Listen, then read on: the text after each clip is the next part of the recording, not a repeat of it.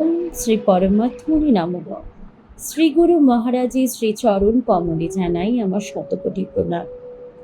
এই কবিতায় ব্রজ গোপিনীদের অন্তরে যে কৃষ্ণ প্রেম তা তুলে ধরা হয়েছে। উদ্ধবের কাছে ব্রজ গোপিনীদের জিজ্ঞাসা, কৃষ্ণ কবে ফিরে আসবে? তার কি গোপীদের কথা মনে পড়ে? গোপীদের সাথে কাটানো মুহূর্ত তার মনে পড়ে? শুরু করছি পরমহংস জ্ঞানানন্দ মহারাজ রচিত গিরিনির্ঝর কাব্যগ্রন্থের অন্তর্গত প্রথম খণ্ডের হর্ষ বিভাগের অষ্টম কবিতা। উদ্ধব, তুমি কি বলে দিতে পারো? উদ্ধব, তুমি কি বলে দিতে পারো কবে সে আসিবে ফিরে?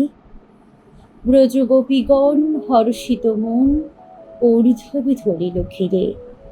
বলো না উদ্ধব, কেন বা নীরব? করে সে কি আলোচনা? বৃন্দাবনের ব্রজ গোপীদের তাহার কি মনে পড়ে না? কয় না কি মোটে ঘাটে মাঠে বাটে গোপীদের মেলামেশা?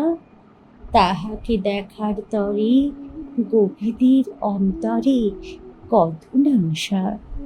আশায় আশায় বুক ভেসে যায় নয়নে শ্রাবণ ধারা। সে যে চলে গেল, স্মৃতি সেজে ধরো, গভীর হলো মন মরা। মোরা গোয়ালিনী কতটুকু জানি গ্রামের গোপীটি সবে। কৃষ্ণ প্রতি প্রেম নিকুশিত হেম, বোঝাবো গীতা ঊর্ধ্ববে। ফুলিতে সুভাষ দুগ্ধে যথাকৃত, কাষ্ঠিতে অগ্নি আছে। তেমনি কানাই হৃদে খুঁজি পাই আশেপাশে আগে পিছে। মোরা যে নেত্র কানু নেত্রমণি, হে ঊর্ধ্বব কানু প্রাণ।